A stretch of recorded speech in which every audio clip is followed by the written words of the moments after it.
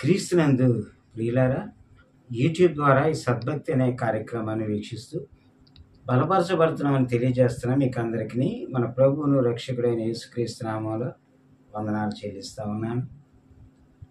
ప్రియులారా, మరి గత నెల రాజమండ్రిలో మన ప్రియ దైవ సేవకులు ప్రవీణ్ పగడాల గారి మరణం యావత్ క్రైస్తవ జనాంగాన్ని చాలా దిగ్భ్రాంతిలో గురి చేసింది. చాలా బాధాకరంగా, చాలా దుఃఖకరంగా క్రైస్తవ జనాంగం ఉన్నారు.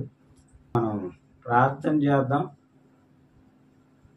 దేవుడు వారి వారి జీవితాల్లో నెమ్మదిని, సమాధానాన్ని, కార్యాలని జరిగించులాగన మనం హృదయపూర్వకంగా మన అనుదిన ప్రార్థనలో జ్ఞాపకం చేసుకుందాం. సరే ప్రియులారా, యేసు ప్రభు వారు సిలువలో మాట్లాడిన మాటల్లో మరి 4వ మాటను ఈ దినం మనం ధ్యానం చేసుకోబోతా ఉన్నాం. యేసు ప్రభు వారు సిలువ మీద మాట్లాడిన 7 మాటల్లో కూడా ఒక్కొక్క మాట చాలా అర్థాన్ని, చాలా మర్మంతో కూడిన మాటలై ఉన్నవి. అవి మనందరికీ తెలుసు ప్రియులారా. అయితే ఈ యొక్క 4వ మాటని మనము ఈ దినము ధ్యానం చేసుకోబోతా ఉన్నాం. మత్తయి సువార్త 27వ అధ్యాయము 46వ వచనాన్ని మనం చదువుకున్నట్లయితే, ఏలీ ఏలీ లామా సబక్తాని అని బిగ్గరగా కేక వేసెను అనేటువంటి మాట మనం చూస్తూ ఉంటాం. ఆ మాటకు నా దేవా నా దేవా నన్నెందుకు చేయి విడిచితివని అర్థం. ప్రియా దేవుని ప్రజలారా, దేవుని బిడ్డలారా, మరి మనం చూస్తే యేసు ప్రభు వారు శిలువ మీద శ్రమ పొందుతూ ఉన్నారు. ఆయన ఈ మాట మాట్లాడేటప్పటికి పరిస్థితి ఎలా ఉందంటే, 3.5 సంవత్సరాలు తనతో పాటు ఉన్న శిష్యులు మరి తనకు దూరంగా ఉన్న పరిస్థితిని చూస్తా ఉన్నా. మరి అదేవిధంగా తనను వెంబడించినటువంటి అనేక మంది జనాంగము ఆయన సిలువకు ఎదురుగా ఉండి మరి దూరంగా చూస్తూ ఉన్న సందర్భము. వీటన్నిటికీ మించి ప్రియులరా, మరి మనం గమనించినట్లయితే యేసయ్య మరి అనుభవిస్తున్న శ్రమలు మరి పరాకాష్ఠ దశగా మారినటువంటి, లేకపోతే పరాకాష్ఠ దశలో ఉన్నట్టుగా మనం చూస్తా ఉన్నాం. ఆ టైంలో ఆయన అంటున్న మాట, దేవా దేవా నా చేయి ఎందుకు విడిచావు అనేటువంటి మాటను పలుకుతున్నట్టుగా చూస్తాం. ఈ రోమా ప్రభుత్వము పాపాత్ములైనటువంటి వ్యక్తులకు మాత్రమే వేసేటువంటి ఆ శిలువ శిక్ష సమయంలో యేసుక్రీస్తు ప్రభు వారు అనుభవిస్తూ ఉన్నారు. ప్రియులారా, మనం గమనించినట్లయితే ఏ పాపము లేని ఆయన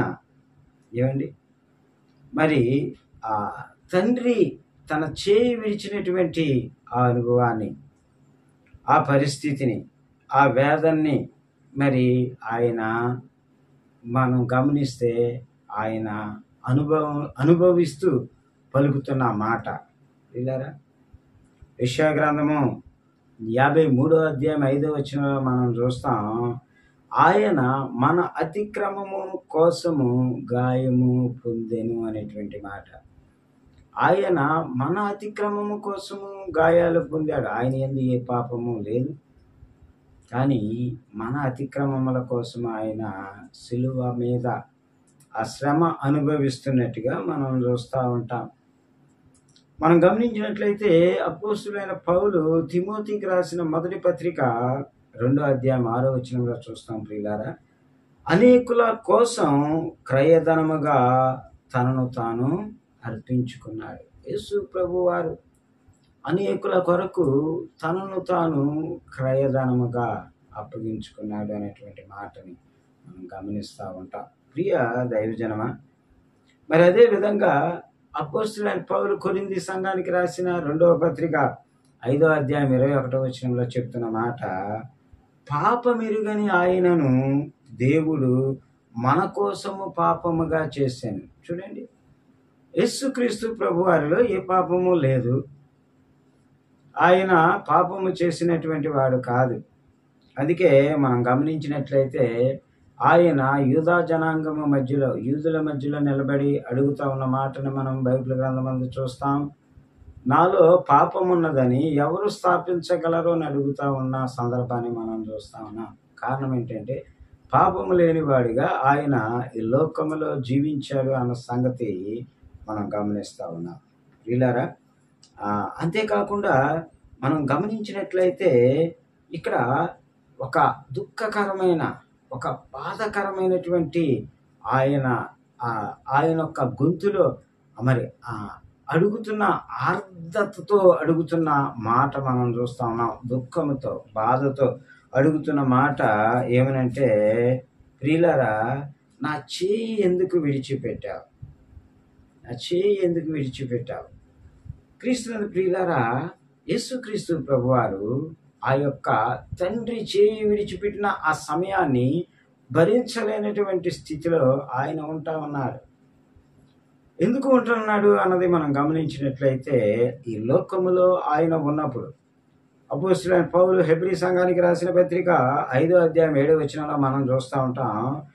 ఆయన శరీరధారిగా ఉన్న దినములలో మహారోదనతోనూ కన్నీళ్లతోనూ తన మరణం నుండి రక్షించగలిగిన వానికి ప్రార్థనలు, యాచనలు సమర్పించి భయభక్తులు కలిగి ఉన్నందున ఆయన అంగీకరించబడను అనేటువంటి మాట మనం చూస్తా ఉన్నాం. యేసుక్రీస్తు ప్రభువారు ఈ లోకములో ఉన్నప్పుడు తండ్రి అయిన దేవునితో ఆయన అంటున్న మాటలో మనం గమనించినట్లయితే, ఆయన మరి మహారోదనముతో, కన్నీళ్లతో ఆయన ప్రార్థన చేసేవారని, ఆయన యాచించేవారని, ఆయన మరి భయభక్తులు కలిగి జీవించారని లేఖనం సెలవిస్తూ ఉంది.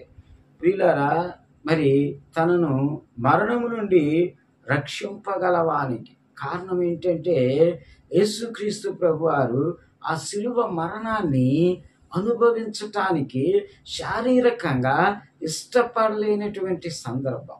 ఎందుకంటే ఆ మహాక్షోభ, ఆ మహా భయంకరమైనటువంటి పరిస్థితి, ఆ యొక్క ఇదిగో చేతులలో మేకులు, కాళ్ళలో మేకులు, తలకు ముళ్ళ కిరీటము, ఆ యొక్క రక్తసిక్తమైపోతున్నటువంటి ఆ దేహం, ఇదిగో ఆలోచించుకోవడానికి, ఊహించుకోవడానికి, అనుభవించటానికి మరి అది మరి చాలా భయంకరమైనదని ఎంచిన తర్వాత ఆయన అంటున్న మాట మనం చూస్తాం.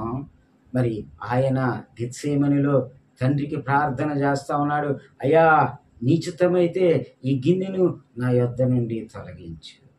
ఏమండి, ఎందుకంటే ఆ బాధ ఏంటి అన్నది ఆయన శరీరంలో ఉన్నప్పుడు ఆయన దాన్ని గుర్తించి, గమనించి, ఆ మహారోదన, ఆ మహావేదన, ఆ భయంకరమైనటువంటి శ్రమను ఆయన తాళలేక తండ్రిని అడుగుతున్నాడు. కానీ ప్రియులారా, యేసు ప్రభు వారు ఏది కూడా మరి తన సొంతగా చేసినట్టుగా మనం చూడం. ఆయన అంటా ఉన్నాడు, ఆ మాట మాట్లాడుతూనే, అయ్యా అది నా ఇష్టము కాదు కానీ నీ చిత్తమే నా జీవితంలో సిద్ధించునుగాక అంటున్నాడు. ఇదిగో తన సొంతగా మరి ఏ నిర్ణయము తీసుకునేవాడు కాదు కానీ తండ్రి యొక్క చిత్తానికే ఆయన మరి ఆ తల ఒగ్గినట్టుగా మనం చూస్తూ ఉన్నాం. చూడండి, ఆ భయంకరమైనటువంటి శ్రమలో ఆయన మాట్లాడుతూ ఉన్నటువంటి మాట మనం చూస్తాం. ప్రియులారా, ఎందుకంటే నా ఇష్టము కాదు నీ చిత్తమే నెరవేరాలి అని ఎందుకు యేసు ప్రభు వారు ప్రార్థన చేస్తూ ఉన్నారు అంటే, ఆయనకొక మరి ఉద్దేశం ఉంది. ఏంటంటే, తండ్రి అయిన దేవుడు నన్ను పంపిన పని నేను చెయ్యాలి, ఆయన చిత్తాన్ని నేను నెరవేర్చాలి. అది ఎంత కష్టమైనా, అది ఎంత మరి భయంకరమైనదైనా, ఎంత శ్రమతో కూడినదైనా, అది నా జీవితంలో తండ్రి చిత్తాన్ని, ఎందుకంటే నన్ను పంపిన వాని చిత్తము చేయాలి అన్నదే దేవుని యొక్క ఉద్దేశం. ప్రియులారా, యేసుక్రీస్తు ప్రభువారు ఈ భూమి మీద అనేకుల్ని స్వస్థపరిచారు. మరి పరలోకానికి సంబంధించిన అనేకమైన మర్మాలు చెప్పారు. ఇదిగో సముద్రాన్ని నిమ్మలింప చేశారు, చనిపోయిన వారిని లేపారు. ఇవన్నీ కూడా మరి తండ్రి అయినటువంటి దేవుడు తనకు అనుగ్రహించిన శక్తిని బట్టి చాలా గొప్ప కార్యాలు, చాలా అద్భుత కార్యాలు ఆయన చేసినట్టుగా మరి 3.5 సంవత్సరాల్లో ఆయన పరిచర్యలో ఆయన చేసినట్టుగా మనం చూస్తా ఉన్నాం. అపోస్తుల కార్యాలు మనం గమనించినట్లయితే 10వ అధ్యాయము 38వ వచనంలో ఈ విధంగా రాయబడతారు. ప్రియులారా, దేవుడు నజరేయుడైన యేసును పరిశుద్ధాత్మతోనూ శక్తితోనూ అభిషేకించునన్నదియే దేవుడు ఆయనకు తోడైయుండెను గనుక ఆయన మేలు చేయుచు అపవాది చేత పీడింపబడుతున్న వారినందరినీ స్వస్థపరచుచు సంచరించుచుండెను అనేటువంటి మాట మనం చూస్తూ ఉంటాం. ఇదిగో తండ్రి అయిన దేవుడు ఆయన్ని అభిషేకించడం ద్వారా, పరిశుద్ధాత్మ శక్తితో ఆయన అభిషేకించడం ద్వారా ఆయన భూమి మీద గొప్ప అద్భుత కార్యాలు చేసినట్టుగా, ఇదిగో మరి దురాత్మల చేత పట్టబడి పీడింపబడుతున్న వారికి విడుదల కలిగజేసినట్టుగా, అనేకుల్ని స్వస్థపరిచినట్టుగా, అనేకులకి పరలోక రాజ్య మర్మములు చెప్పినట్టుగా, అనేకుల్ని మరి ఆ యొక్క భయంకరమైనటువంటి సముద్ర తుఫానుని మరి అణిచినట్టుగా, ఇదిగో భయంకరమైనటువంటి మరి చనిపోయిన వ్యక్తుల్ని లేపినట్టుగా, మరి లాజర్ని లేపినట్టుగా మనం చూస్తాం. ఇవన్నీ కూడా తండ్రి అయిన దేవుని యొక్క సహాయముతో యేసుక్రీస్తు ప్రభు వారు చేసినప్పుడు, క్రీస్తునందు ప్రియులారా, అనుక్షణము ఆ కార్యాలన్నిటినీ కూడా మరి ఆ శిలువ మీద ఆయన తలపోసుకుంటా ఉన్నాడు. ఇదిగో ఆయన జీవితం ద్వారా తండ్రిని సంతోషపరిచినటువంటి ఆ మరి వ్యక్తిగా యేసుక్రీస్తు ప్రభువారు అంటున్నారు.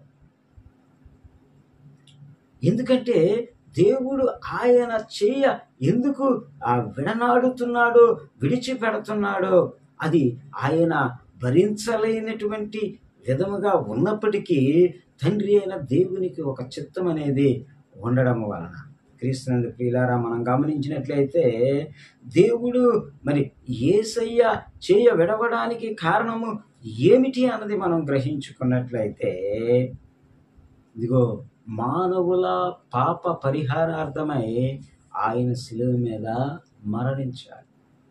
తండ్రి అయిన దేవునికి యేసుక్రీస్తు ప్రభు వారి మీద ఒక ఉద్దేశం ఉంది, ఒక చిత్తం ఉంది. అందుకే ఆయన చేయి విడుస్తున్నాడు.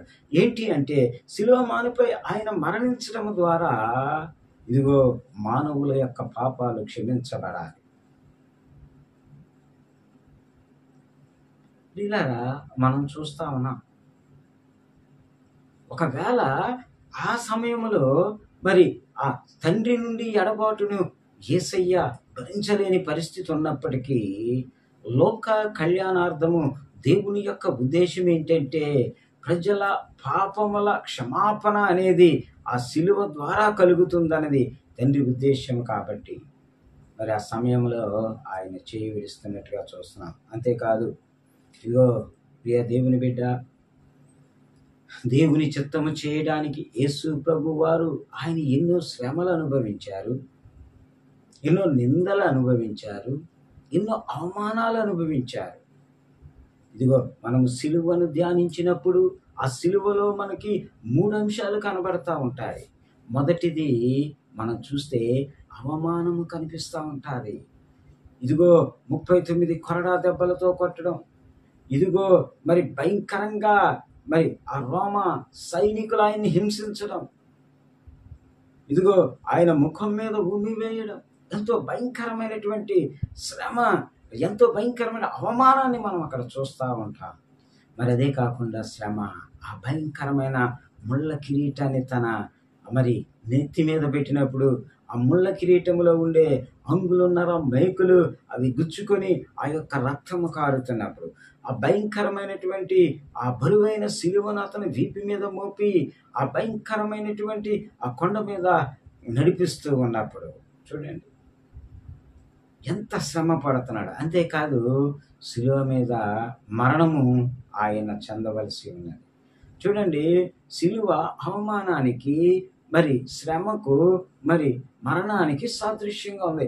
అయినా కూడా యేసయ్య వాటిని చేయటానికి తన జీవితంలో ఎందుకు ఇష్టపడ్డాడు అంటే, నా తండ్రి చిత్తము నేను నెరవేర్చాను.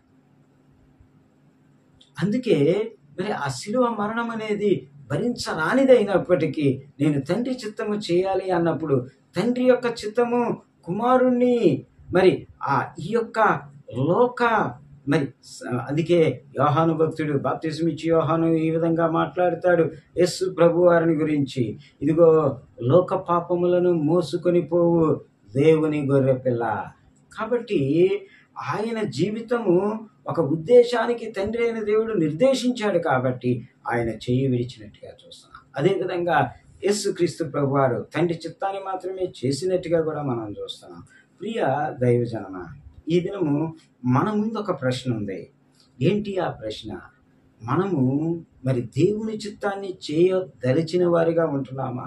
ఇదిగో దేవుని చిత్తాన్ని చేసేటప్పుడు మనకు ఒక శ్రమ ఉంటుంది, మనకు ఒక కష్టం ఉంటుంది, మనకు ఒక ఇరుకు ఉంటుంది, మనకి మరి భయంకరమైనటువంటి పరిస్థితులు కూడా ఎదురవుతూ ఉంటాయి. కానీ మనం చూసినట్లయితే యేసు ప్రభు వారు మనకు ఒక మార్గాన్ని తెలియపరిచారు. ఇదో తండ్రి చిత్తాన్ని తన జీవితంలో చేసినట్టుగా మనము కూడా దేవుని యొక్క చిత్తాన్ని మాత్రమే చేయాలి అని చెప్పి, ఇదిగో దేవుడు తండ్రి అయిన దేవుడు మన పట్ల ఏమైతే ఆయన ఉద్దేశాన్ని కలిగి ఉన్నాడు ఆ ఉద్దేశాలు మాత్రమే నెరవేర్చేవారిగా మనం ఉండాలని మరి దేవుడు ఆశపడతా ఉన్నాడు. మనందరము కూడా ఏదైతే క్రీస్తు ప్రభు వారి తండ్రి చిత్తాన్ని చేశారో మనము కూడా దేవుని చిత్తాన్ని మాత్రమే చేసేవారిగా దేవుడు మనలందరినీ బలపరచునుగాక. ఈ వర్తమానం వింటున్న మన జీవితాల్లో దేవుని యొక్క గొప్ప ఆశీర్వాదాన్ని మనం చూతుముగాక. ఆమేన్. చిన్న ప్రార్థన చేసుకొని ఆశీర్వాదంతో మనం ముగించుకుందాం. మహాపరిశుద్ధుడా, మిక్కిలి ప్రేమించిన ఘనమైన తండ్రి, నీ బంగారు పాదాలకు వందనాలు. ఇదిగో ప్రభా, ఈ యూట్యూబ్ వర్తమానాలు ఎంతమంది అయితే చూస్తున్నారో, ఎంతమంది అయితే షేర్ చేస్తున్నారో, ఎంతమంది అయితే సబ్స్క్రైబ్ చేస్తున్నారో, ప్రతి బిడ్డని పేరు పేరు వరుసన ఆశీర్వదించండి, దీవించండి. అనేకులు ఈ వర్తమానాలు మాకు ఆశీర్వాదకరంగా ఉన్నాయి అంటున్నారు. ఆ బిడ్డలను దీవించండి, ఆశీర్వదించండి. ప్రత్యేకంగా తండ్రి నీకు వందనాలయ్యా. ఇదిగో సాక్ష్యాలు చెప్తున్న బిడ్డలు బట్టి నీకు స్తుతులు చెల్లిస్తా ఉన్నా. బిడ్డల జీవితాలను నువ్వు చేస్తున్న కార్యాలను బట్టి నీకు స్తుతులు చెల్లిస్తా ఉన్నా. తండ్రి, ఈ దినము ఈ వర్తమానం ద్వారా ఎవరెవరైతే ప్రభువా ఆదరించబడాలా వారందరూ చక్కగా సంపూర్ణంగా చూసి నేను మహింపరిచే బిడ్డలుగా ఉంచి నడిపించమని, ఇదిగో ప్రభువా మా యొక్క యూట్యూబ్ పరిచయని మీరు ముందుకు నడిపిస్తున్నందుకు నీకు వందనాలు చెల్లిస్తూ త్వరలో రానియున్న నజరేయుడైన యేసు శక్తి కలిగిన నామంలో ప్రార్థన అడిగి వేడుకొంచున్నాం పరమ తండ్రి. ఆమేన్.